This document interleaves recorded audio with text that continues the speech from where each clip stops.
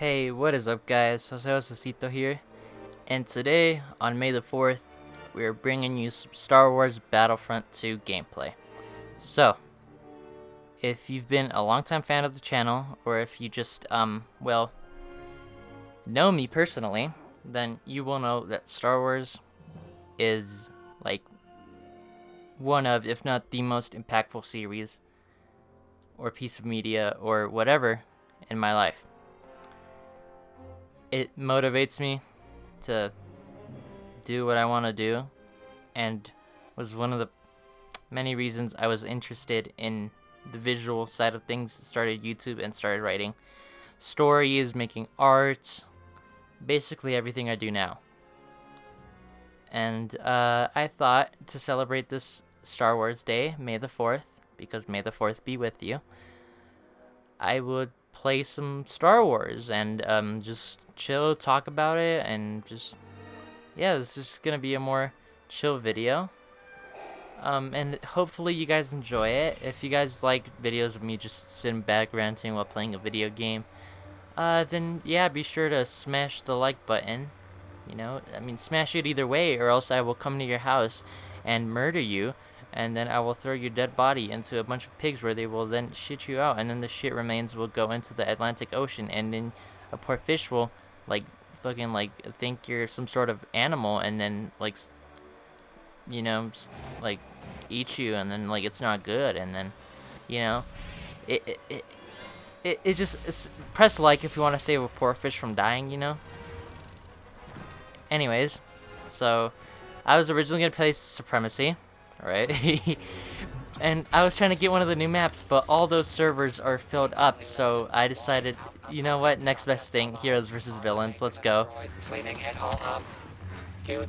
And I had actually tried to record this video like 3 times already, but my internet just kept on acting up, so right now we're doing pretty good. Let's try to not jinx it. And concentrating while talking is pretty hard, so I'm kind of getting wrecked right now. Not only that, but the fact that I'm really bad at this game, because I haven't played it in a while. I've mostly been playing Fallen Order in terms of Star Wars games, but, you know, if I were to do that one, it'd have to be like a whole gameplay of the whole series. First part isn't as exciting for a May the 4th video, so yeah. Anyways, I hope y'all got snacks? I hope y'all do. Oh shit, I just went right into the enemy's territory. You know what? I'm gonna try switching it up. I don't think Vader's doing me any good. Alright, let's try Count Dooku. Yeah. You know, Star Wars, a series where you have people who commit war crimes wearing pajamas fighting space wizards and asthmatic cyborgs. Take a load off. This is a mistake. Jeez.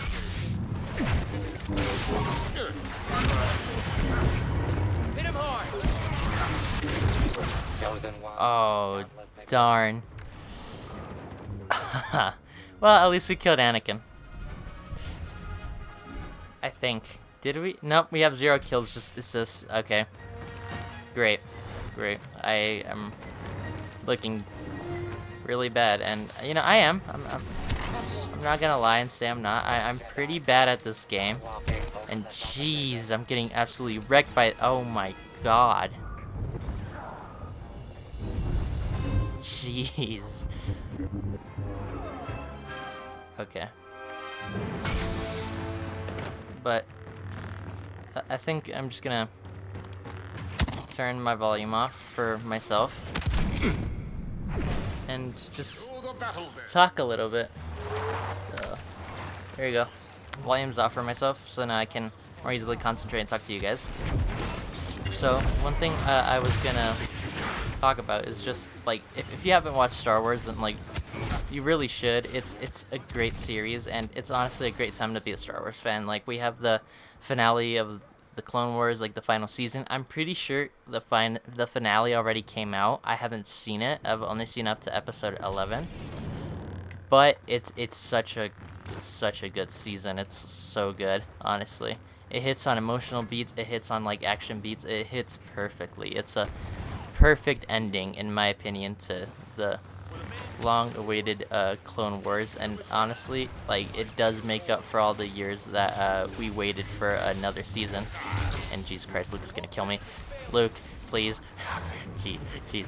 Also, The Mandalorian. The Mandalorian is honestly one of the best TV shows I have ever watched. I mean, it's just great. You got little baby Yoda. You got a tough badass man. Oh shit! I almost fell off. You know, and you get to see more about like the underground sort of like Star Wars and what happened, like the rebels like policing everything instead of like an evil empire, you know. So seeing stuff like that is really cool.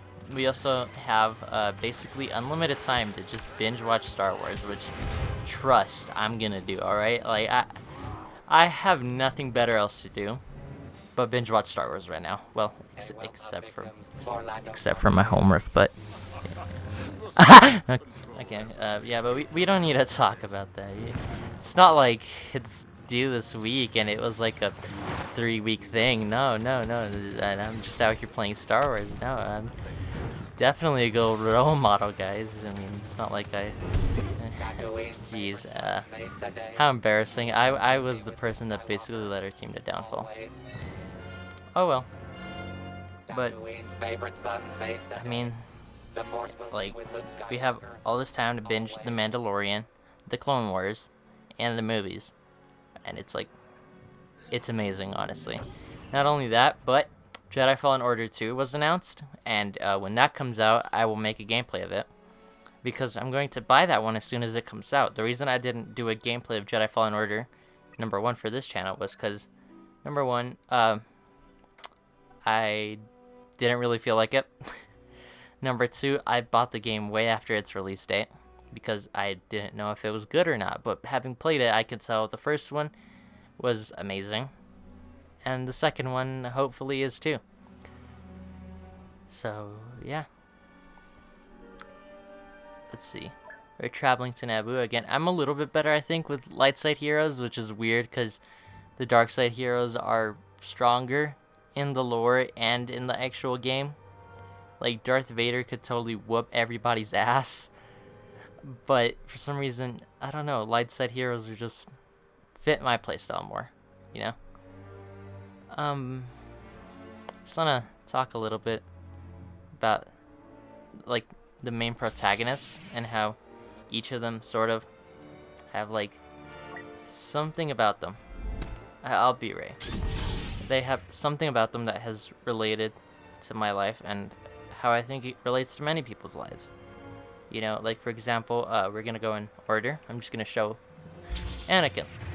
Anakin is the hero of the Republic, right? He's had a bunch of high expectations put on him, and he's basically a goody two-shoes, I guess, in a sense. And he knows his destiny. He knows he has to bring balance to the Force, yada yada yada.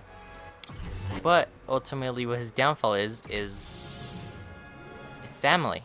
Family is what brought him down, but family is also what brought him back up. Now, when talking about family in Star Wars, it's like a huge thing. It's sort of like JoJo's Bizarre Adventure, in the place where like family and bloodlines kind of make up the entirety of Star Wars now at this point.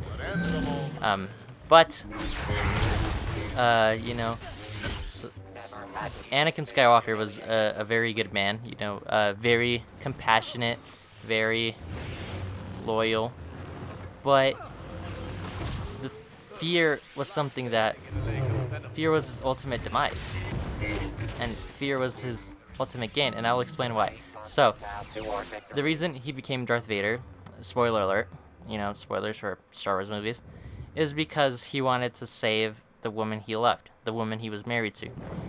And they promised him that the only way to do that was in order to turn to the dark side, he could learn like some powers and he could save his wife.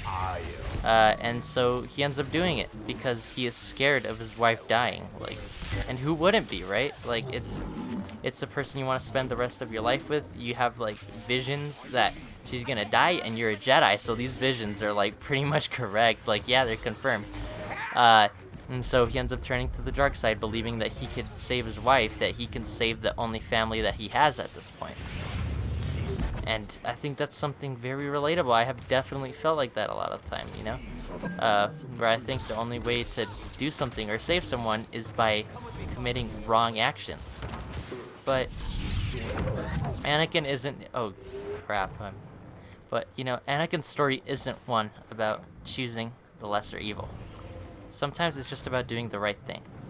Because sometimes our fears, which won't happen, can lead to them happening. For example, in Anakin's case, the reason Padme died was, whether you believe in the theory that directly or indirectly, it was his fault. If he hadn't turned to the dark side, Padme wouldn't have died. And that's the great irony in all of this. It's that Anakin's fear of having to let go is what ultimately forced him to let go. Well, if he didn't have that, if he had just learned to manage that fear and control it, then Padme would still be alive. He'd be living happily with his 2 kids. The Senator Palpatine would be behind bars.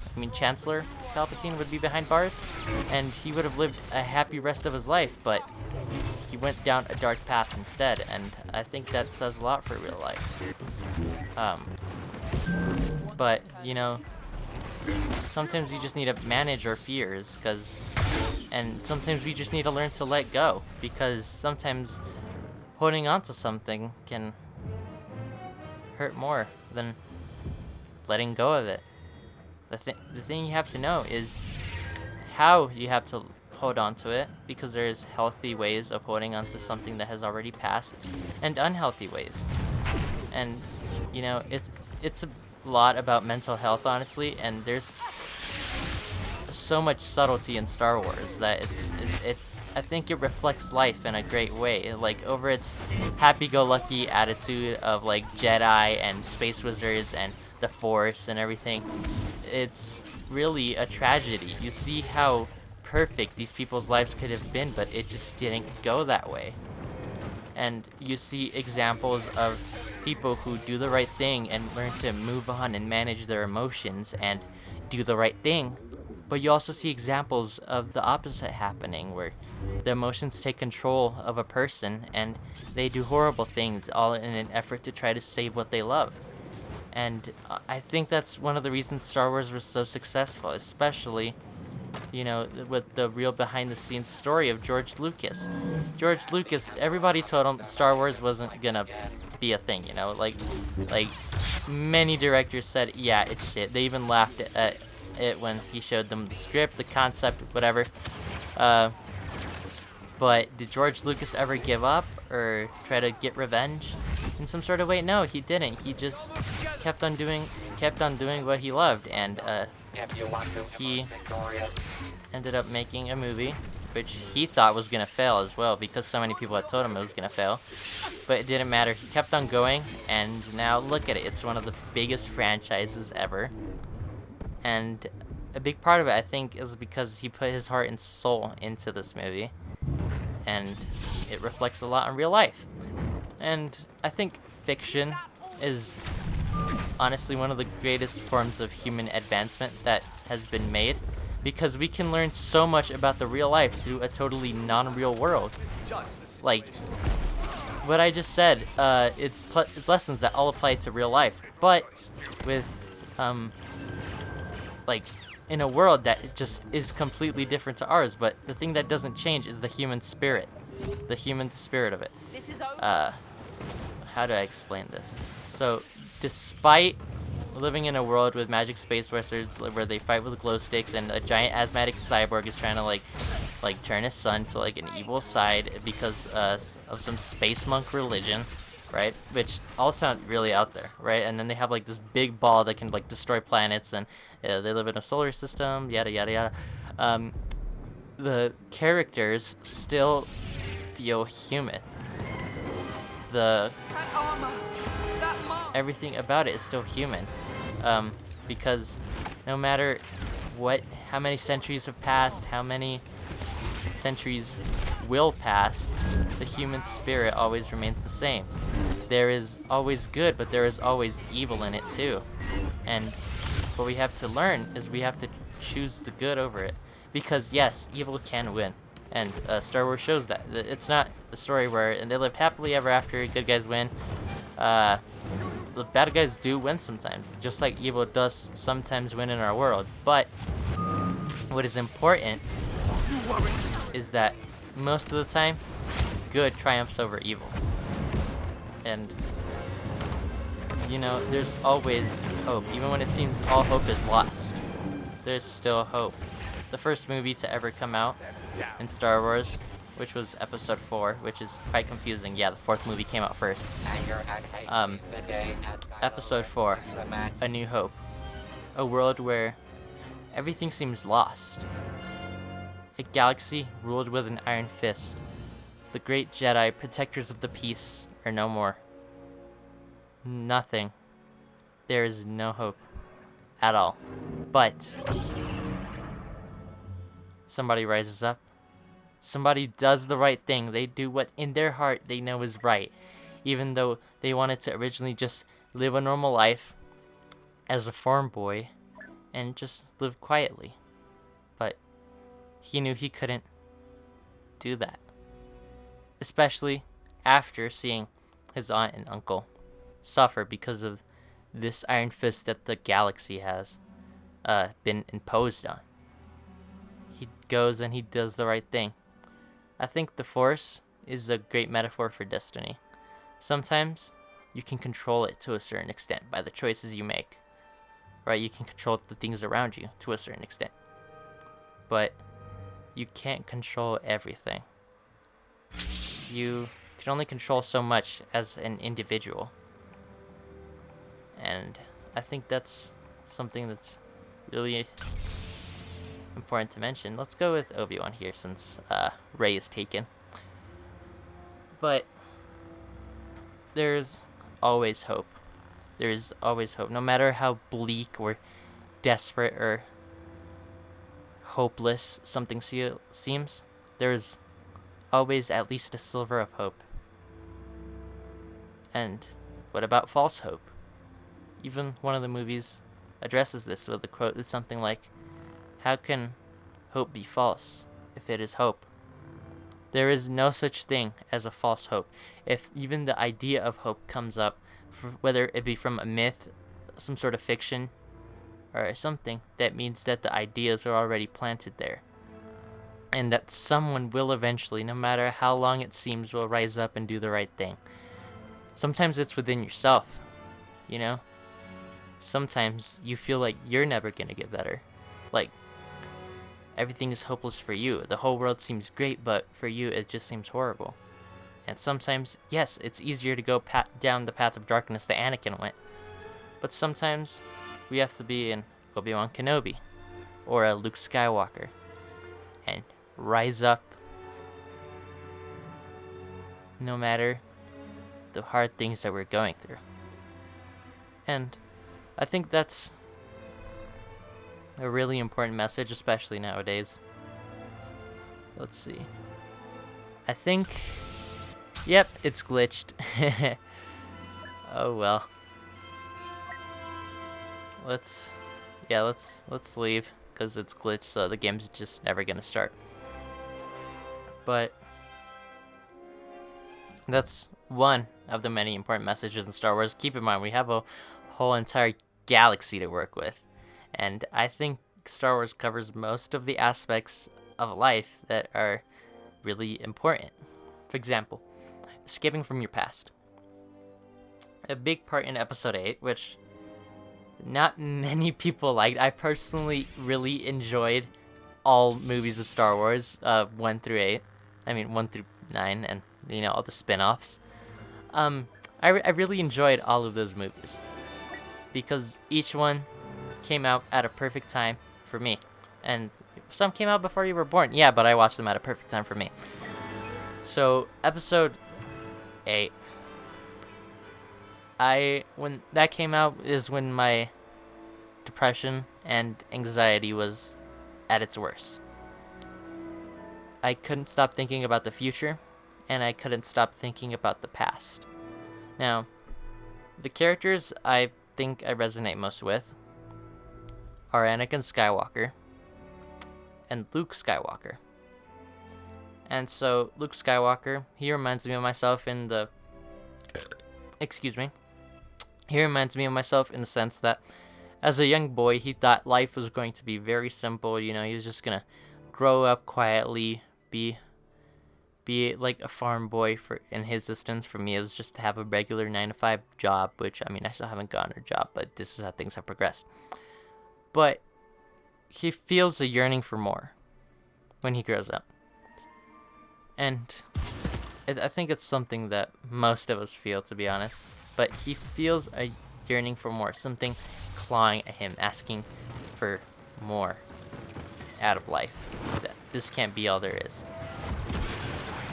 And, well, he pursues it, and for a long time, he's really happy. He's really happy with what he did, because he made the right choices and everything. And you know, for example, in Luke Skywalker journey, many people had died, right? Like, he had lost friends, which I think the original trilogy doesn't do as good of a job as portraying how, like, friends like him and that one guy from episode 5 that, like, died at the very beginning were. Because he never loses a main friend like Han Solo or anything. But he does lose friends, and throughout all of it, he stays positive, you know? And he stays hopeful. And he's sort of the beacon of hope for many people. For me, it's my siblings. I am the beacon of hope for my siblings a lot of the time. My little brother always says he wants to be exactly like me. I tell him to be his own person, but I know he'll follow in my footsteps either way. So I always have to set a good example for him, and that's what was imposed on Luke. And as time passes, he grows older. In his case, an old man. In my case, a teenager. And an event happens to him, which leaves him permanently scarred, permanently damaged. One of his own family is seemingly gonna go down the same path and destroy everything he ever loved. And he commits a mistake by trying to act first, and in a moment of instinct, he does the wrong thing. Which I think a lot of times in high stress moments, humans tend to do the wrong thing. Now, Us Jedi shows us that even legends are people. And I think that's something very important, because throughout my life, I grew up with many legends. For example, the story of my great-grandpa, who I was named after. My great-grandpa seems to be this larger-than-life figure who made everybody's day, who was always happy, and who always did everything right. But in reality, the more I find out about him, the more he is humanized, because yeah, he was a really great person, but he was still a person. No human can achieve anything more than human. Like, I hope I'm making sense here, but, like, there's just something inherently, something inside of us that we're always going to commit flaws. And I remember my dad used to always tell me, the person who has never committed a single mistake is the person who has never tried anything in their life. And so, one of the greatest themes of The Last Jedi is failure and mistakes, especially with this little dude over here. So, Luke, happy-go-lucky guy, right? Like me in my youth. I already explained it all. Commits a horrible mistake. Ends up scarring him. And, he is really depressed. He wants to be left alone. He's isolating himself, which, you know, normally it would be sort of a bad thing, except for now, because, you know, coronavirus. But he's isolating himself for different reasons. He's isolating himself because he thinks he is the worst human alive. He thinks that his mere presence is going to jeopardize everything in the galaxy. He thinks that this is all his fault. He has anxieties over what's going to happen in the future if Kylo Ren is going to take over everything, but he also has anxieties that if he comes back, it will all just get worse. He is reminiscing on the past and the future, and he is forgetting to live in the moment. And that is what I went through, and what I think many people go through in one way or another. And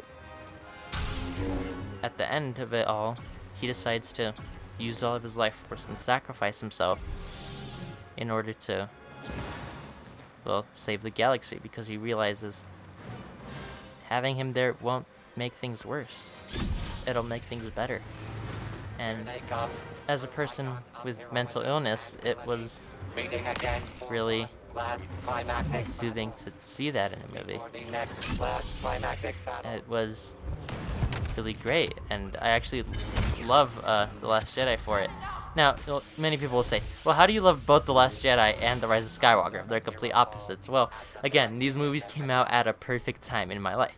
Now, The Rise of Skywalker was more about, like, moving on even through the face of adversity and demons from your past coming to haunt you, and instead of you ignoring them, you overcome them, right? Whether it be multi-generational or whatever. And, again, things like these were happening to me at this time, and I really loved the movie. You know, lots of fan service, which normally I really don't like when movies do fan service, but I think here it was done right. But not only do bad things come from, like, that movie, like, from the past, but also good things. So it's going to show that the future is, while it is affected by the past, and therefore it can affect your future present, not all of it is going to be bad. So there's no need to worry. As long as you push through this, take advice from your elders most of the time, unless, you know, like, they're really hateful, you know. You can keep pushing on always. You can keep going. And also, something I think is really important is it doesn't matter where you come from. Anyone can be a hero. Rey came from the line of the worst of the worst of the galaxy. He's basically, it's like if Satan had a child, right? Like, if, like, Satan and, like, Hitler had, like, a child, right? And then, like, that's her, right? Like, that's her. But the thing is, she didn't let her past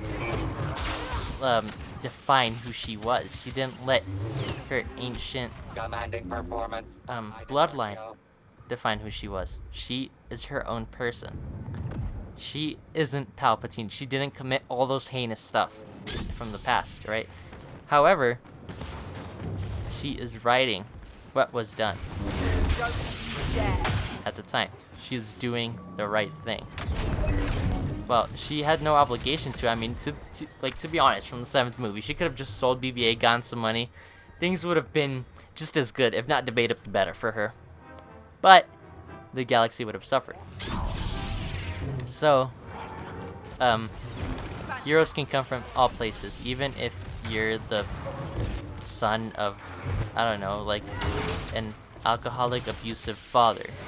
You can still be a hero. You don't have to be like your dad. And I know I said I can relate to these. That's just an example I'm giving. My father is great. You know, I love my dad, and I love my mom too. They're great parents. Honestly, I couldn't have asked for better parents, but I know for those less fortunate than I am, sometimes their parents don't treat them as well. But I think it's always important to keep in mind that you're your own person. You are not your father. You are not your mother. So if your father and mother have accomplished something great, don't have pride. Don't pride yourself on that. Pride yourself on something that you yourself accomplished. If your father and mother are really bad, you are not them either. Okay, pride. Don't hate yourself for things that they did. Okay, if you're gonna hate yourself for thinking that way. Okay, but you should not hate yourself off of things that other people have done, because it's not your fault unless you directly caused them to do so. And whether it's from a very poor background, which it reminds me of my grandmother. Both of them growing up were extremely poor, right? They were extremely poor. I'm talking like sometimes they wouldn't have anything to eat. They had no refrigerator. They had no roof over their heads most of the time. But they made something out of themselves. And I think that's a very important lesson. You have to make something out of yourself. It's good to have friends who you can lay back on, right? Like, I mean, Rey does in the movie, certainly, right? Like, she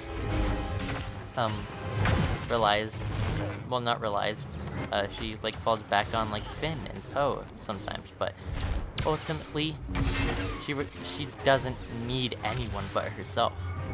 Just like how you don't need anyone but yourself. It's always great to have a friend to talk to. It's always great to be dating someone and being able to talk to them, or having parents that you can confide in, but sometimes at the end of the day, the only person you ever really need permanently in your life is yourself. And I think that's a great message. Anyways, I think I'm gonna end the video here. It's 30 minutes, jeez. But yeah, if you like this video of me ranting, talking about life, and you want me to do some more stuff like this, like maybe with another series that I really enjoy. I know one I really enjoy is JoJo's Bizarre Adventure, and I have a lot of philosophical and thought-provoking things with that as well. Then you can always comment down below saying if you want to see things like this, or just like the video. Doesn't necessarily mean I'm gonna do another one if you like it. If you just like this video but you don't want to see any more, that's completely fine. But yeah, I think I'm gonna end this video here. Hope you guys enjoyed it, and I'll see you later. Bye.